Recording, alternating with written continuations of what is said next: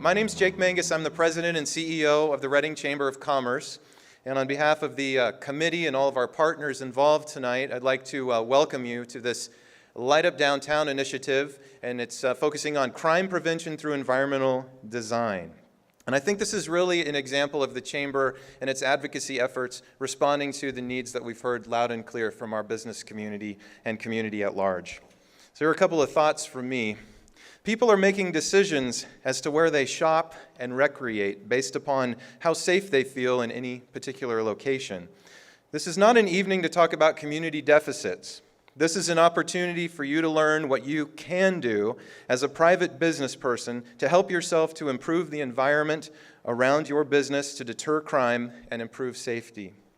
One of the main areas of emphasis this evening is Reading Electric Utilities' current switch to higher efficiency LED lighting, what they are doing to improve lighting where infrastructure currently exists, and rebates or incentives that exist to help you offset a portion of your own private investment in higher efficiency lighting. And you'll learn later why that's important to do that. This is just a tease as to what's to come from our panelists, and we'll hear from them in a moment. But first, I have to go through a few other things before we get to them, our main event. I would want to thank Michele Goedert and Superior California Investments for donating the use of this facility this evening. So thank you very much for that. And this is a very important note. So the restrooms are located in this back corner, and there's probably a way that you can get there without having to walk in front of everyone. So I'll let you figure that out. I'd also like to thank Big Mike Flanagan and the Shasta County Arts Council for your efforts tonight in recording this so that it will be able to be seen by those not in attendance, and also to Tyler Whitlow, board member of the Chamber of Commerce and Shasta Solutions, for going live on Facebook at this moment, and also to the members of the media. Did you know that it's Dave Benda's birthday today?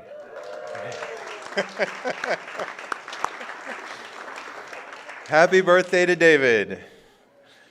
We'd like to thank the members of the committee. If you could please raise your hands, I'd like to thank the members of the committee for the Light Up Downtown initiative tonight. See, they're a very humble group. There they are. So we've got some on the panel. I'd like to thank you for this wonderful collaborative effort tonight. Recognize these exhibitors that you see. You can see that they're representing industries related to environmental design. And that brings me to this checklist. So the Chamber has put together this checklist in concert with our partners and the committee, and it includes a definition of crime prevention through environmental design. What is environmental design? There's a simple definition there, and also the top 12 ways that you, as a private business person, can help yourself and improve environmental design at your business location.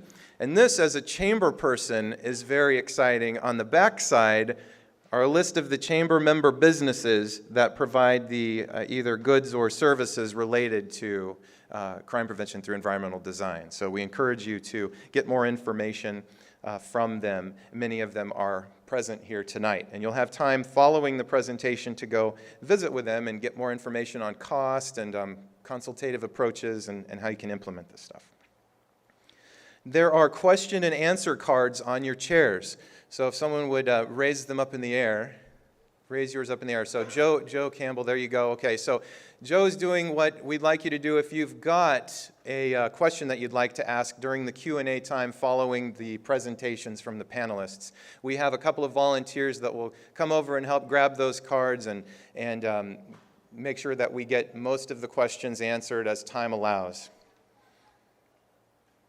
And now it's time to recognize our panelists. Each one will have about 10 minutes. Actually, they'll have exactly 10 minutes to present. And I will give you a 2-minute warning just to help us stay on time tonight. So I'd like to introduce first Captain Roger Moore of the Reading Police Department. And I'll go through all of them too, but you can come up. Okay. And I'll let him introduce the rest of his crew that's here in a moment. You can see them in uniform. Terri Moravec, Neighborhood Watch, right here, and volunteer with the Reading Police Department. Michele Goedert with ViVA Downtown. She's a board member and also representing Market Street Promenade as the manager. Cary Moore of Reading Electric Utility. you're going to learn that he's got quite the depth of knowledge on all things lighting, and I'll let him talk about that later. And then finally, our Honorable Mayor, Brent Weaver, the Mayor of Reading. And of course, Brent, also being a downtown Reading property owner, can talk about the implementation of this and the success that he's had in that investment. So without further ado, I'd like to introduce our first presenter, Captain Roger Moore.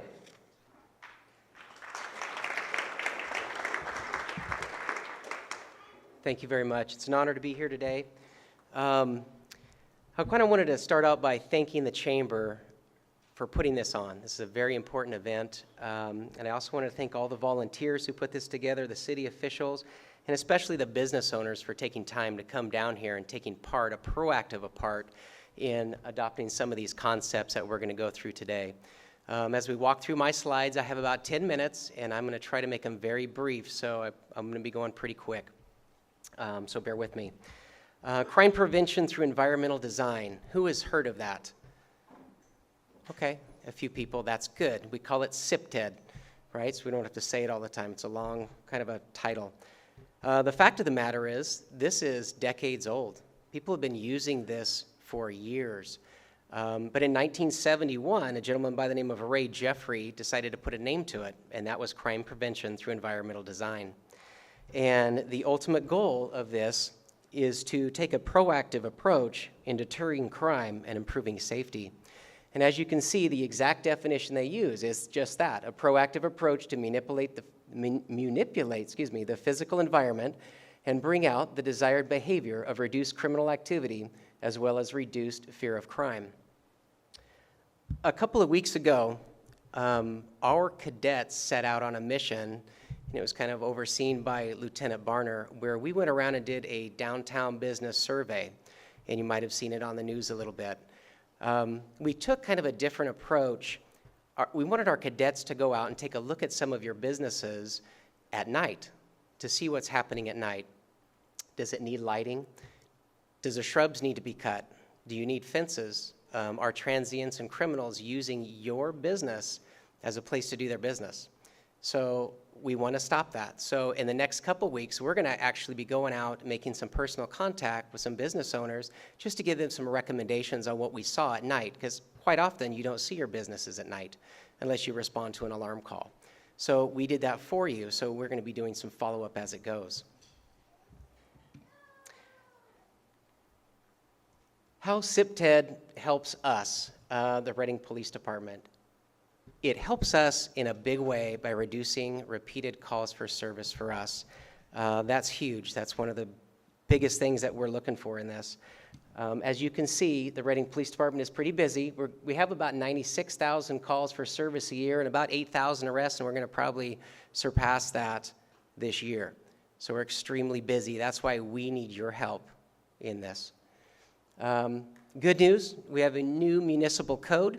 And a while back, some of our trespassing authority was taken away from us. Thanks to our city attorney, Barry DeWalt, he reached out to other agencies who had very good luck with this municipal code, so we adopted it into the city to regulate some of the behavior to help you guys. Also, we are going to be increasing foot patrol and bike patrol downtown, and that's nothing new either. But in the summertime, we usually like to roll this out when we have extra resources. What we're going to do now is once a week or maybe twice a week, we're going to be concentrating on the downtown area, some of the parks and the river trails, and being highly visible. And that's in large part thanks to our neighborhood policing unit back there. So I wanted to give them a shout and thank them for their hard work. If you guys didn't know, in a year and a half, they've surpassed 1,078 arrests. So that's worthy of an applause.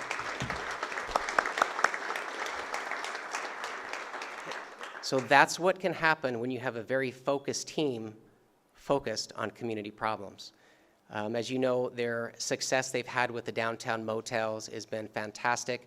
We work with them constantly, we call them constantly, and they solve problems. It's amazing. And also thanks to Sergeant Greg Ross for coming out with the Highway Patrol, because that just shows that we are all in this together, and we all need each other to fix some of these crimes in our community. Some macro examples of what we're talking about. SIP-TED philosophy doesn't necessarily need to be over a business or a neighborhood, as Terri Moravec will talk about. It can be anywhere. Examples are convenience stores. They increase sales and reduce losses from theft. Malls in Sacramento reduced incidents by 24%. Neighborhoods, reduction in drug sales and burglaries. Schools reduce criminal violations on campus. And that's just by stepping outside of your business or wherever you're at, taking a look at it and saying, how can I adjust my environment? How can I manipulate my environment to reduce crime? And we're going to walk through several different examples of some local businesses that have done just that. Some local success. Associated Deposition Reporters. Is Tanya Agostini here? She's not here? Okay. Big success. She recognized that some transients were using her porch to do some not so nice things. She decided to put up a fence, and I believe she has a robust security system as well. Very effective. Very effective. That invites the good folks and it keeps out the bad folks. I mean, that's in essence what we're talking about. Also, if you have a side of your building that's used as a thoroughfare for, let's say, transients or criminal behavior, think about ways to block that off.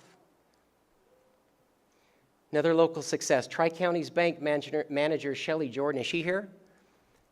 Shelley's a great partner in this, and she's very excited. When Terri and I went out to talk to her, it got me excited at the stuff she was doing to her business, Tri-Counties Bank.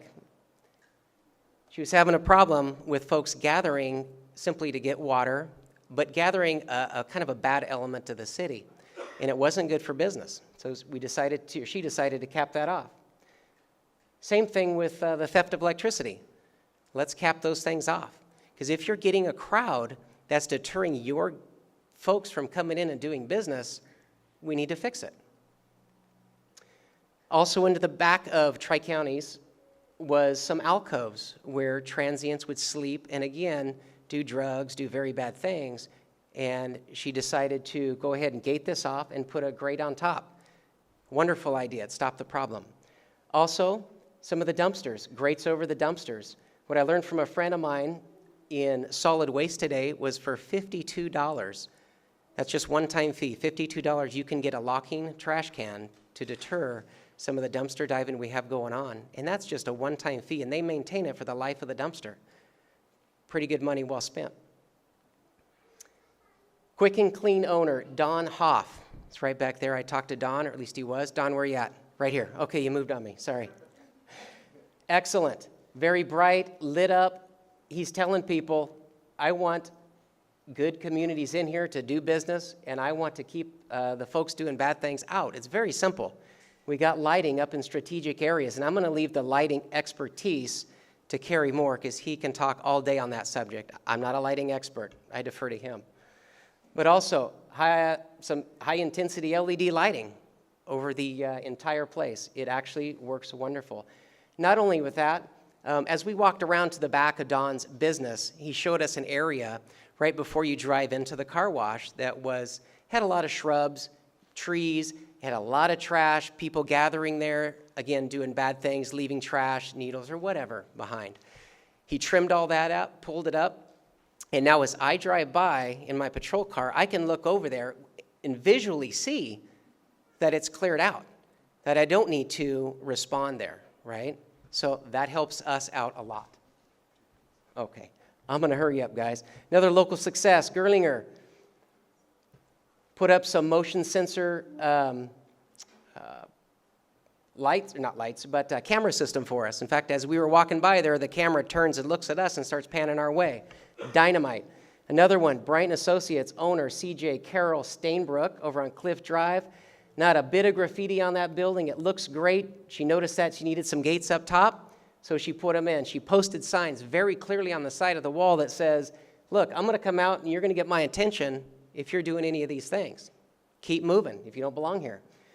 In that culvert behind there, they did a great cleanup, so now we, as law enforcement officers, we can drive by and see if there's anything happening down there that used to be riddled with camps. That's a success. Good News Rescue Mission, my last slide, I want to give a plug out to them. Jonathan, where are you at?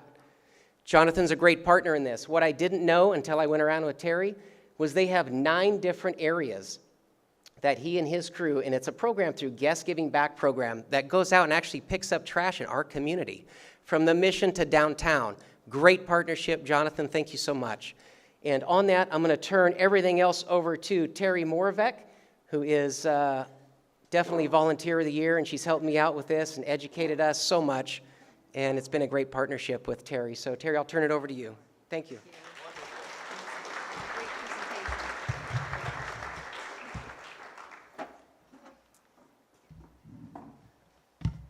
Alrighty, so I think so.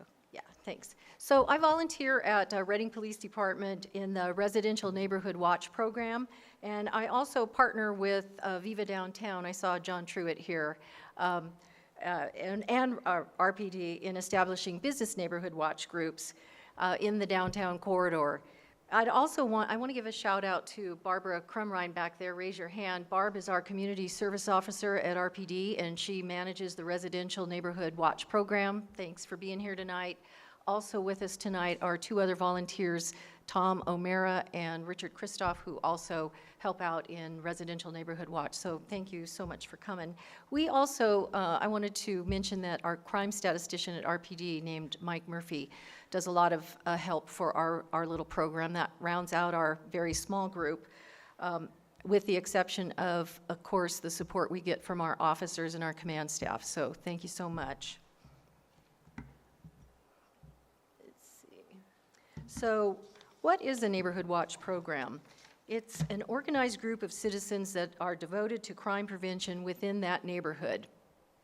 The goal is to achieve safe and secure neighborhoods through education and best practices of their citizens.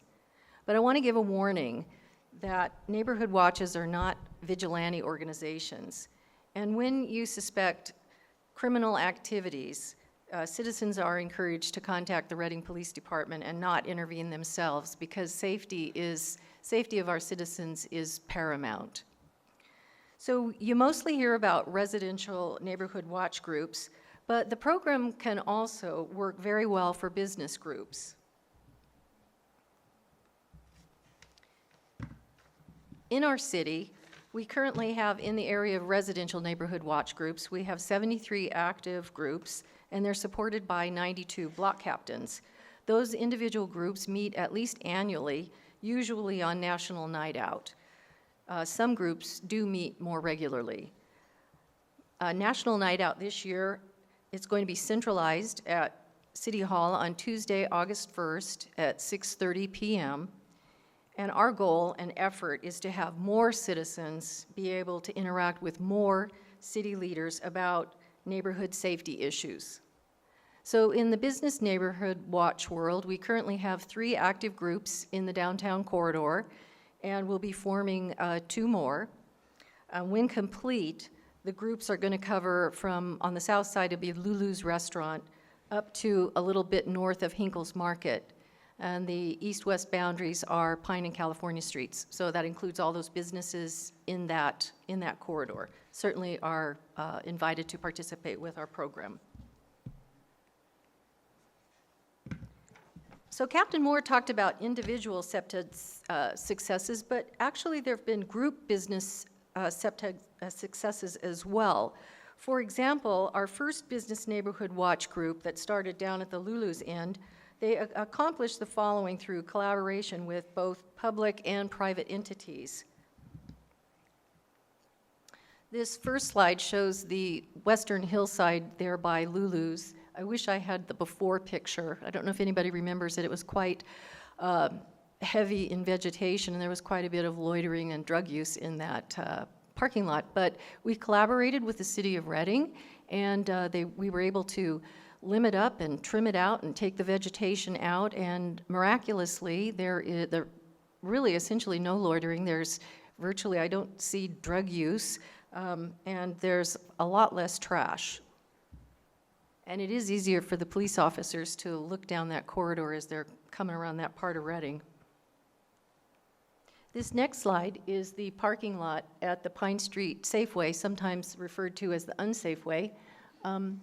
They have really nice, bright parking lots, but this neighborhood watch group, business neighborhood watch group, noticed that the trees were woefully overgrown. So the group wrote a letter to Safeway Corporation asking them to get their maintenance crew out there and trim the trees. And although it took a second letter, a couple months back, the tree trimming group came in, and now those parking lot lights are much brighter. Lastly, I wanted to show you that we also collaborated with REU on additional streetlights in this area. Lincoln Street virtually didn't have any streetlights on it, so you're looking at a brand new streetlight that's right next to Dark Side Tattooing. A little further on is another streetlight that's right next to Associated Deposition Reporters. We were also able to work with REU on another one by Mallory's Flowers and Market Street Steakhouse also, which is in the second Business Neighborhood Watch group. They have a new street light, and there are 4 other ones in various and assorted places, so there's certainly a lot better lighting at night. So these safety accomplishments really can be implemented through group effort. And it's interesting to note that it really didn't take a city council decision to do any of these things that made our city safer. So what can you do to help make Reading as safe as possible? You can join a neighborhood watch group where you live, and if one doesn't exist, hey, we'll get you started. There's the information on who to call or send us an email. We also have packets for new block captain information back on the police department's table back there. And we're always happy to help you organize your neighborhood. If you own or manage a business in the downtown corridor, join the Business Watch group in your area. And if you have questions on how to do that, you can just refer to the same numbers or email address. And you can implement as many CEPTED ideas as possible for both your residents and business because the concept works for both. Important if you are a victim of crime, and we hope that doesn't happen, but if it does, be sure to report it because statistics do matter.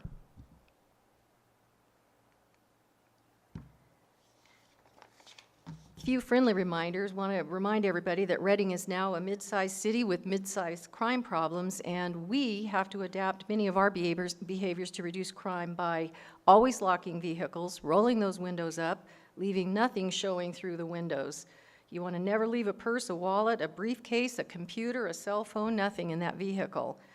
If you can, leave your front and back lights on throughout the night at your home or your business, and when possible, convert to LED lights for cost savings, efficiencies, and I'm sure you'd be happy to hear what REU has to say following Michele's presentation. Be sure to remove your mail every day. If you can, convert to a locking mailbox. Super important to challenge your residential and business neighbors to do the same. If we all just map into those behaviors, think of how many calls for service we can reduce at RPD. Get them back to proactive policing. So lastly, if you see something, say something. The call goes to SHASCOM. They take all of our emergency and non-emergency numbers. And lastly, I want to say that together we will make a difference. Thank you.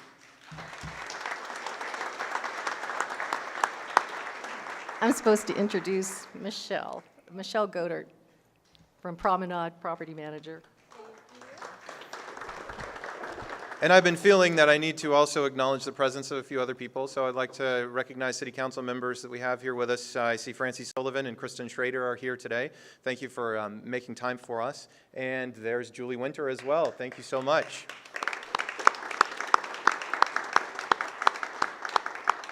And the city leadership here with us as well. We've got on the staff level, I see Larry Voppel, the Development Services Director, next to our new city manager, Barry Tippin. So thank you for spending your time with us this evening and investing in this. And raise your hand if you too are a very important person. I'm sure I've missed someone, at least. So anyway, with that, Michele, thank you. Good evening. It's really great to see so many people out here, and I think you're going to take away a lot of valuable information. I just want to add to what you've heard from Officer Moore and Terri here. I wanted to just briefly touch on graffiti eradication. It's very important if your building or business is tagged with graffiti to get it removed or painted over as soon as possible. These artists like to come back and admire their handiwork, and if they learn that it's going to disappear as fast as they put it up, they're much less inclined to return to your place of business. ViVA Downtown produced this little crime reporting resource guide, and the Chamber of Commerce was very kind to underwrite the printing of it. It has a lot of valuable information in here, everything from what information you need to be prepared to provide if you're calling 911 or reporting a crime to non-emergency dispatch. It has the numbers for non-emergency dispatch and the graffiti hotline and all that good stuff. So keep it handy, it's on your chair, pick one up at the table, and keep it by your telephone. And one more thing about graffiti eradication, the city RPD does have a graffiti eradication program. We use it frequently here at the Promenade. You call their hotline, and they're usually out here within a week. It used to be a couple days, but gosh, they're so overwhelmed right now. But it's a really good service. If you have a paint chip or a paint color, they'll match it exactly. Otherwise, they'll match it the best they can. So tonight you're hearing about appearances. You're hearing about the appearance of lighting from Cary next, and you've heard about the appearance of not making it attractive, not having your water spigots available, not having electrical outlets available where other transients will see people charging their phones, and that's how it becomes a gathering space. But I want to have you consider another way of enhancing appearances to deter crime, and that is by a visible security presence. Private citizens have long contracted for security presence, usually through homeowners associations or individual businesses and property owners have contracted. But there's a new trend emerging, and it started in Southern California, where business neighborhoods are contracting, joining together, collaborating to pool their monies to make having a visible human resource available to help deter crime. And several studies have shown that this works. There was a study done in 2011 by Duke University and the University of Pennsylvania, and they found that in Los Angeles, business neighborhoods, and it could be a block or it could be a district, business neighborhoods that deployed private security cut their crime by an average of 11%, and that's pretty significant in the Los Angeles area. And it works a little different. We've all been in a bank where you have a security guard there all day long hanging around.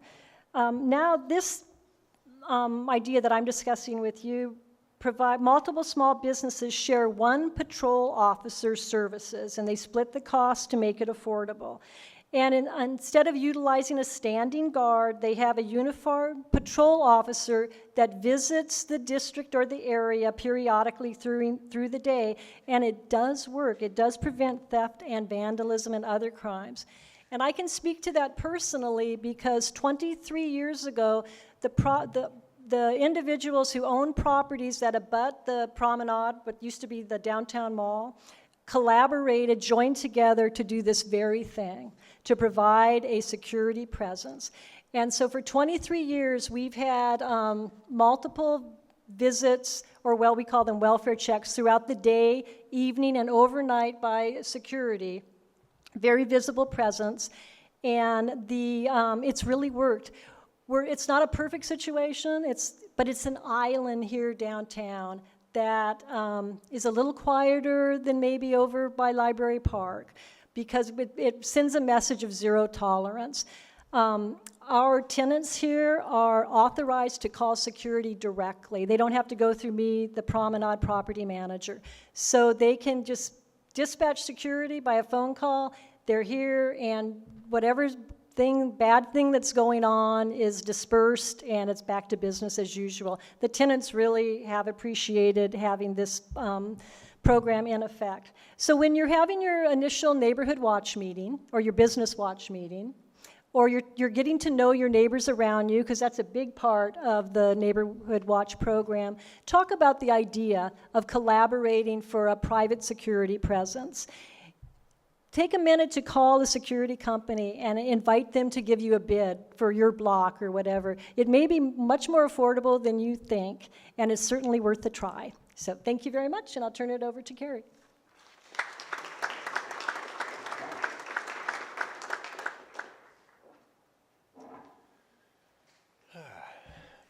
Thank you, Michelle.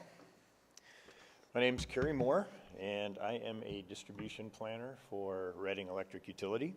I'm here to talk a little bit this evening about lighting and how it plays a role in crime prevention through environmental design. Sorry. There we go. Okay, according to the National Institute of Justice on their website at crimesolutions.gov, good quality lighting modifies the urban environment in such a way as to increase the offender's perceived risk of detection. And it also strengthens social control and community cohesion. In other words, a well-lit environment is a real asset to crime prevention. As a utility, RU's involvement is for the most part limited to street lighting, but street lights alone are insufficient to create a well-lit environment. So as we see, street lights, pedestrian scale lighting, and building lights all work together to create a well-lit environment. Because we're all interested in responsible use of our resources, REU would like to promote and take an active role in what we're calling a unified approach to lighting solutions in our problem areas. A unified approach would be defined as when all the lighting sources are selected and placed in a way that maximizes their effectiveness while minimizing light pollution and energy waste. That is our goal. It's a common misconception that just adding more light makes things better. But randomly adding lights is not really a responsible solution, both from the standpoint of light pollution and energy waste, not to mention the fact that the wrong light in the wrong place can actually make your ability to see worse rather than better. So here we have a great illustration of that. There's plenty of light, but due to the source and how it's applied, you really can't see the person standing directly underneath it, let alone being able to identify color of clothing, whether they're wearing a hat or any other detail. So a unified approach with each of us, REU, along with business and property owners together, doing our part to select and place additional lighting, can achieve the desired result of a well-lit environment.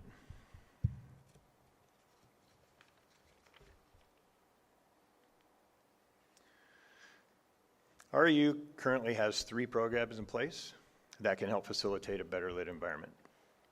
Right now, we're in the process of converting our high-pressure sodium lights, the orange ones, to energy-efficient LED, which offers energy savings as well as the ability for observers to see things more accurately. We have a nightlight program that offers customers the opportunity to ask for basically a street light installed on an existing utility pole, except aimed onto private property rather than lighting the street. Those requests are evaluated on a case-by-case basis, and there is a small charge that will appear on your utility bill if you choose to have one. We also have energy efficiency rebates for upgrades of selected equipment and lighting to more efficient technology. And we have some folks at our booth. Where's our booth? We have some folks at our booth that will be able to give you a lot of detail about those programs that exist. So as part of our involvement in increasing public safety in our community, RU is launching 2 new efforts. Firstly, since our crews will be in the downtown area already, it represents a small incremental effort to add new LED streetlights to existing poles where existing infrastructure exists and pole space allows. This will increase overall lighting levels and help us to meet the lighting objectives of the Crime Prevention through Environmental Design Initiative. I guess I should have learned that short version. Secondly, REU is offering lighting design guidance to help steer customers toward that unified approach that I discussed earlier. Details of that are still developing, but I will be the contact person for that effort, and my phone number is right there. That's a direct line to my desk, and I also have business cards for anyone that would like to have one after we're done here. These two efforts represent REU's commitment to doing what we can to help facilitate increased public safety through a better lit environment. With that, I will turn it over to Mayor Brent Weaver. Thank you.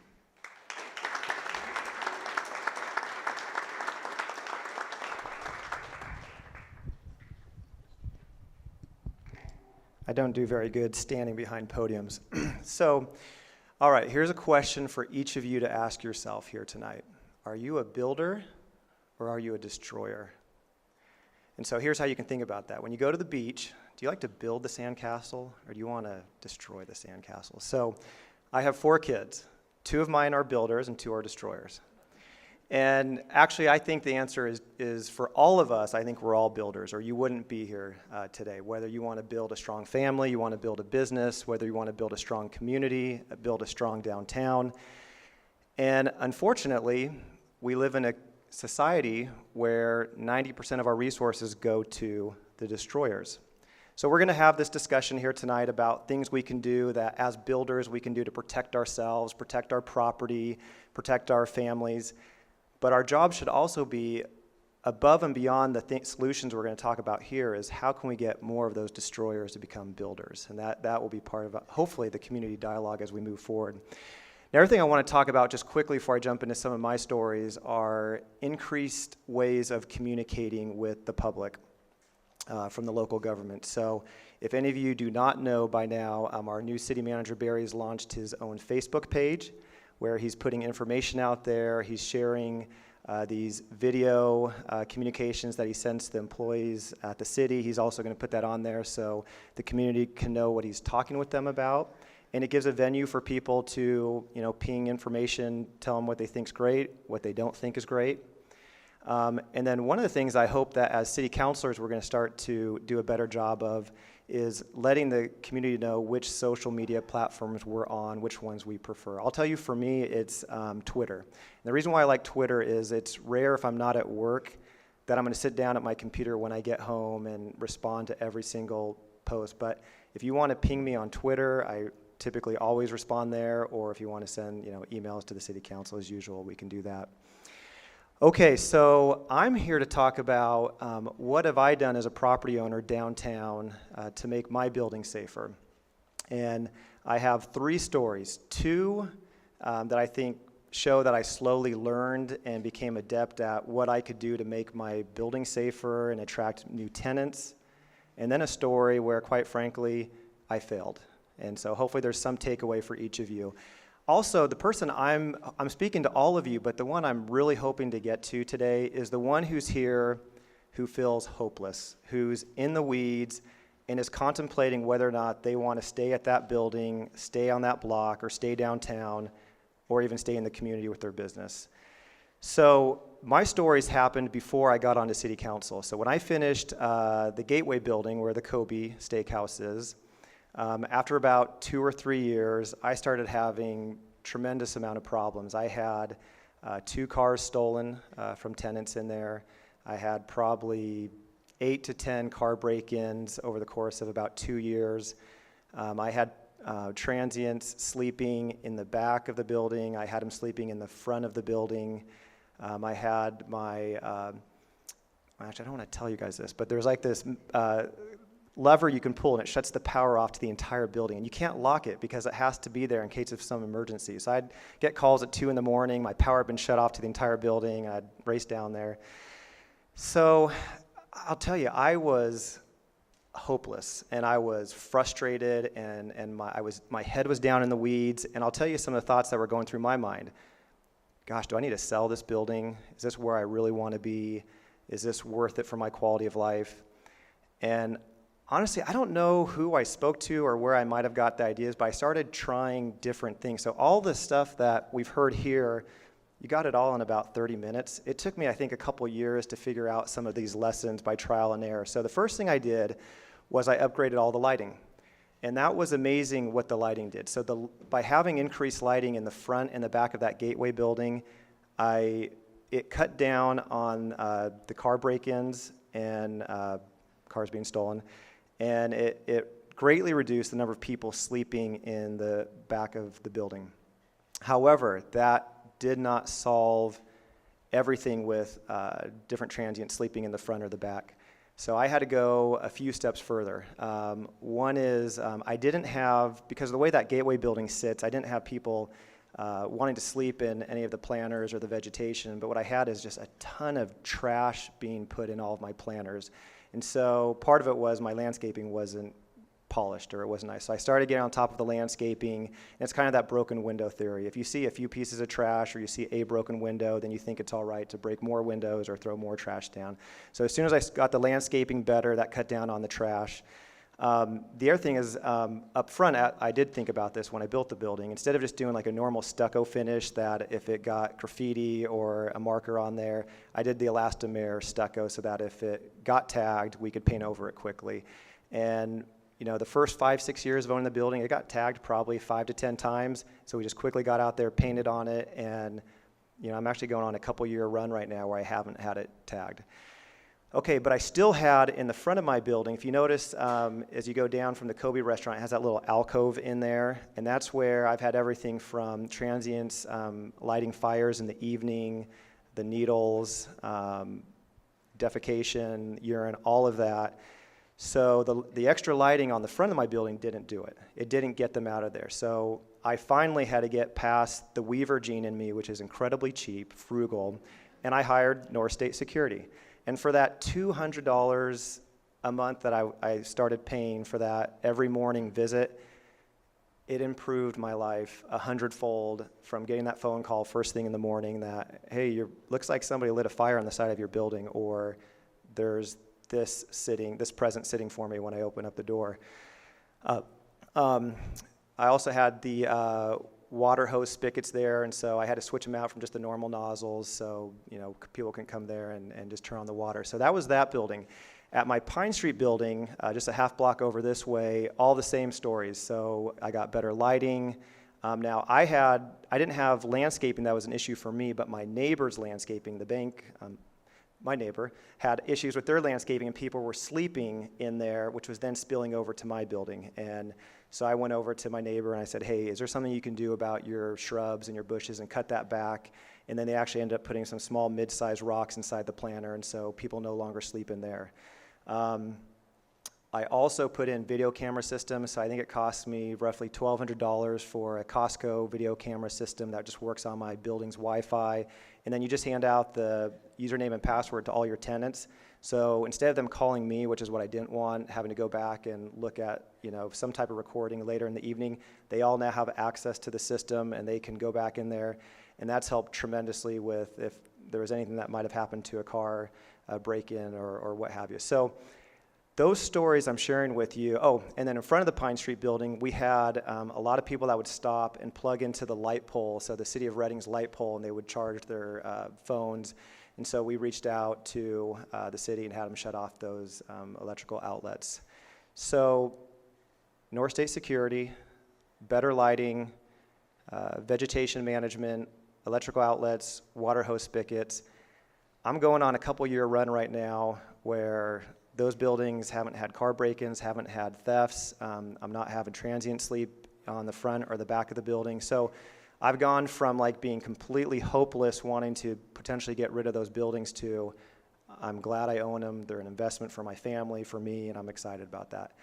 So the next story is one of my failings. So this was a building by Cascade Paint. So you got Division Street right there, and let's see, it's got across from Empire Recovery Center. Jamie Lynn owns it now. So the bank had called me a couple years ago, and about 4 or 5 years ago, and said, hey, we got this building, it's in foreclosure, will you buy it? Turned him down, and went back and forth a few times. Finally, the price got to where I had to buy it. So I buy this building, and it had basically assisted living, assisted income tenants in there. And while I didn't think that I was equipped to be a landlord of that building, at the time it had a day center, Northern Valley Catholic Social Services next door. And they said, hey, most of the people in that building are our clients. We're going to help you. We'll be in that building with you. I had no idea what I walked into. It was a complete hornet's nest. So what I didn't understand about that demographic, which was different from my newer buildings I told you about, is I wasn't equipped for the needles. I wasn't equipped for the tenants who would let 20 other people in the evening and what would take place in the hallway. That went on for about a year and a half. I had somebody actually pull a knife out on me one night, and that one got to the point where I had never had to call the police on my other buildings, but this one I probably called 10 times in like a 3 to 5 month period of time, and that one finally got to a point where I said, all right, I'm selling it because I can't get on top of this building. But the lesson is this. It took somebody that had to rethink about how they used that building. For me, I was in the weeds, and I was so focused on the problems that building was creating for me that I couldn't get over that hump to the solution. So I sold it to a good friend of mine, Jamie Lynn, which wasn't that good of a friend if I sold him that building. But I didn't tell him how bad it was until after he bought it. So he buys the building, and he starts critically thinking, all right, this sucks. You know, everything that Brent didn't tell me about is happening to me now. So he stops, gets 10,000-foot elevation, starts thinking about what can I do to change the trajectory of this building and this investment I just made. So he kicked everybody out, remodeled the inside, and now it's full again, but it's got responsible people living in there. It's got businesses on the bottom ground. And I'll just say this, sometimes you got to carpet bomb something and rethink the use of it. We see that with some of our public parks right now in discussions we're having. And sometimes with a building, you got to say, is that use, is it worth owning? Am I being a good neighbor to the person next door? So I think there's times when that comes about. And so if you're in a building and you're getting a spillover effect from another building, you better get on that neighbor, the owner of that building, and say, hey, you're causing me a lot of grief because, and quite frankly, my neighbors should have done that to me when I owned that building and said, hey, you're not getting on top of this. Okay, last one, my lumber yard. So, I took over Moss Lumber about 5 years ago. And crazily, when I took over, that's an 11-acre site, there was no fence around the back 9 acres. So you could literally drive in the middle of the night, load up the lumber, and be out of there. And so that's living like, it's still the 80s, it's still the early 90s. And so first thing I did was, I put up this fence around the back 9 acres, and I thought, okay, I'm way farther ahead than the Moss family. All my problems are going to go away. So this past year, we got hit about 5 or 6 times in the course of about the last 6 months, and the tune of about $30,000 plus of equipment, tools. And so obviously my fence that I was so proud of that I had done that the previous owner had not was not enough there. So I had to change the way I was thinking about it. And so what did I learn about my downtown properties? There was no lights in the back 9 acres, so we got lighting up, but then we were still getting broken into. So then I got the video camera system, and as soon as I got that, we caught the bugger, and it turned out it was a former employee. And as soon as we got the license plate and got in touch with the police, and so we haven't had any break-ins since I went to that step, but it cost me a little bit of money. But what I would say to anybody though who's lost that hope and is just so frustrated about where they're operating, I will tell you, if you take those steps with the lighting, with the landscaping, with calling the city on some electrical outlets or the water hose spigot, or even having to get over that hump of paying a little bit of money for private security, it will improve your quality of life as that property owner or that residential neighborhood. And as Terry said, it's something that you don't have to wait for the city council to decide, that you can actually make your business or your place better. So with that, go home, talk to your kids, find out if they're builders or destroyers, and see if you can get them over to the other side. Thanks for being here.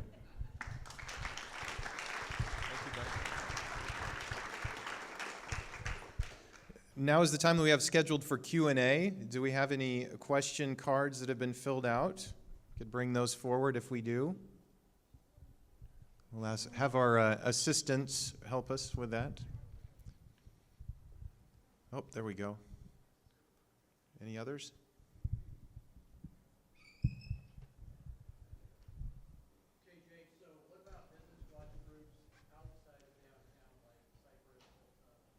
Okay, so the question was, what about business watch groups outside of the downtown in Hilltop, Michele, other parts of town? And we'll pass the microphone to Roger first. There you go. Well, my idea or my vision for this is to take this exact platform and move it around to different business districts. I think this is an outstanding representation of what we want to see in the city, and people are taking proactive steps to fix the problem. This is a very simple design and concepts, but I think it takes coordination, and I think that we can go out and reach out to other business groups to have this very same forum. So I think it's a good idea, so I think we can reach out to other parts of the city. I'd just like to add, I would like to give a shout out, if Shelley is still here from Tri-Counties, there she is.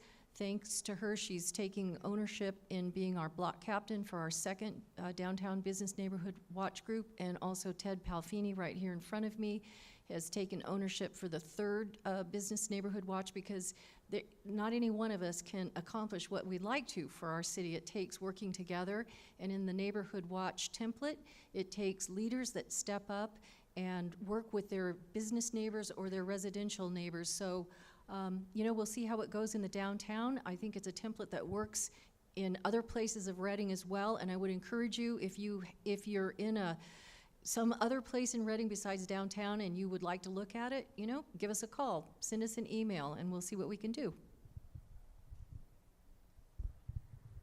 And I'm repeating the questions for Mike Flanagan running the camera.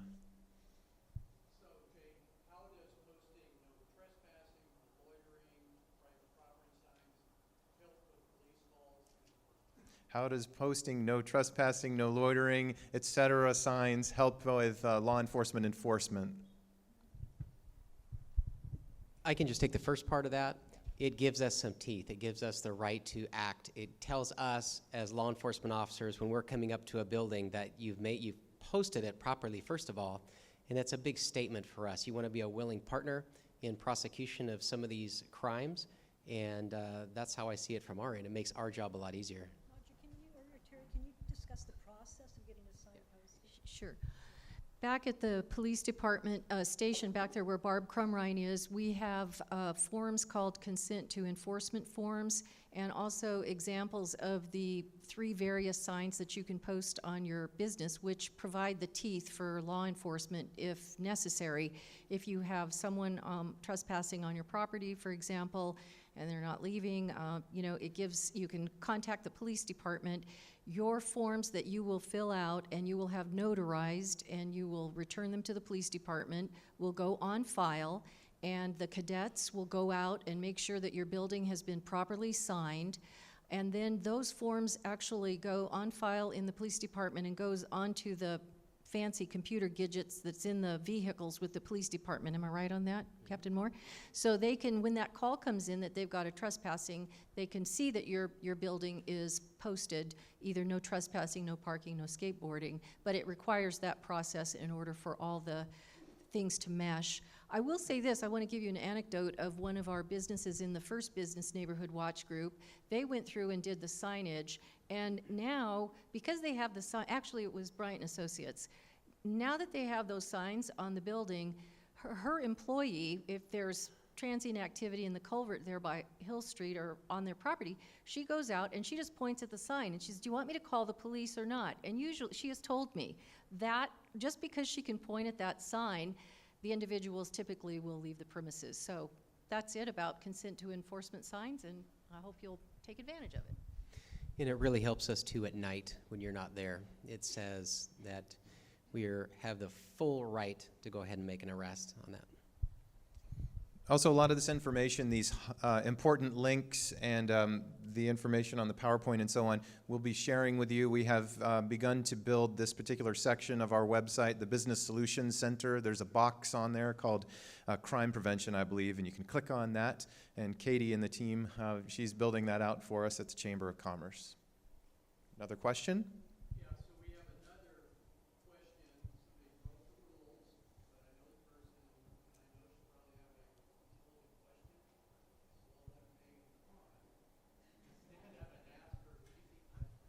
Should I use the mic? Yeah. I started to write it down and I was like, this is more of a comment than a question and it's too long and I can't write it all out. So thanks for breaking the rule for me. There you go, Megan. Thanks. So my name is Megan Kahn, and I know many of you in the room. I live on the corner of South and Canal, and so you know I see this stuff at my house all the time. I'm active in the Garden Tract neighborhood group, and I also work at Turtle Bay. And so I've seen a lot of crime happening down there too. And when I heard that this was going on tonight, I was like, oh, this is an interesting opportunity for Reading, because we're in this area in far northern California that's surrounded by very, very dark skies. So you think about places like Modoc County over in the Redwoods, and it's really dark. And Reading's kind of the last glowing center in our area. And so there's other communities around the country like Flagstaff, Arizona, and Borrego Springs, California, that are in these dark sky areas that have neighboring national parks. Like we have Lassen, that are making a concerted effort to actually dim down the lights in order to attract tourists to the area. So they're called International Dark Sky Communities. And Reading is just situated in the perfect spot to become one of these International Dark Sky Communities. And so I wanted to give a shout out to everyone here tonight that the message wasn't just, let's just light it all up like a torch in Reading, because studies have found that that's not necessarily always the best way to do it. There's some other solutions.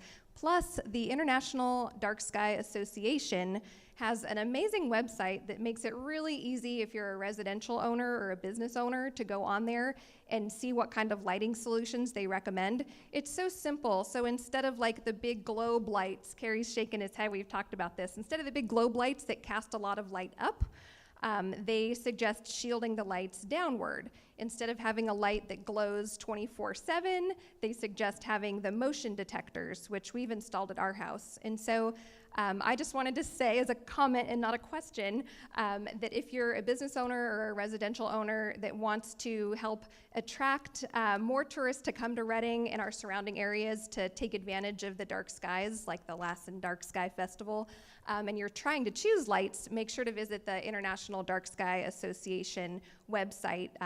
They have like a super easy graphic that's like this, not this. All right, thanks y'all. Thank you, Megan. Question? This was probably this question probably motivated by you, Brent, or Goedert. So, in your opinion, how could Angelo's or Wendy's Mayor Weaver, in your opinion, how could Angelo's or Wendy's stay in business? That's sort of my question, too. So sometimes you don't answer questions straight on. I would just say this.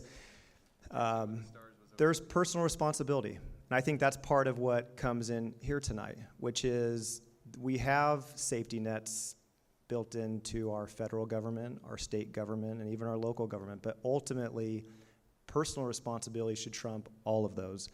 And because I don't know the inner workings of the downtown Wendy's and the management system they have and the new owners of Angelo's, I won't comment on management styles or this or that, but I will comment that without being controversial, I will say this. I don't think a business, I thought it was unfair, quite frankly, in the newspaper when it was discussed. I left because of transient activity. I personally just disagreed with that without being controversial. And here's why I disagreed with that. So I've been down here doing business for 10 to 12 years, and so I've had my experiences. And doesn't mean that I'm right, I've just had my experiences. And I've seen tenants in my buildings, I've seen tenants in my friends' buildings thrive in downtown. Doesn't mean it's perfect. Doesn't mean I don't have dear friends who I went to school with who aren't having problems at their medical building. But what I will say is if you take the steps that we've seen here, along with being a really good business operator, you can make it.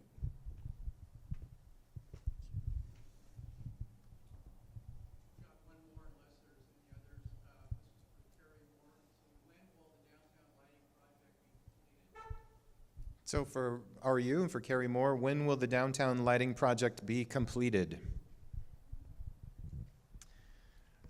Well, that's a really good question. The answer is I don't know. But I can tell you that it is starting now within, if it hasn't already started, within the next week or two, our crews are scheduled to be replacing LED lights, replacing the existing lights with LED lights, and we'll be adding lights as they go. And however long that takes, that's what it takes. Seeing no other hands going up, oh, we do have a hand going up, okay. Okay, we actually can allow one last question, and this is perfect time, so.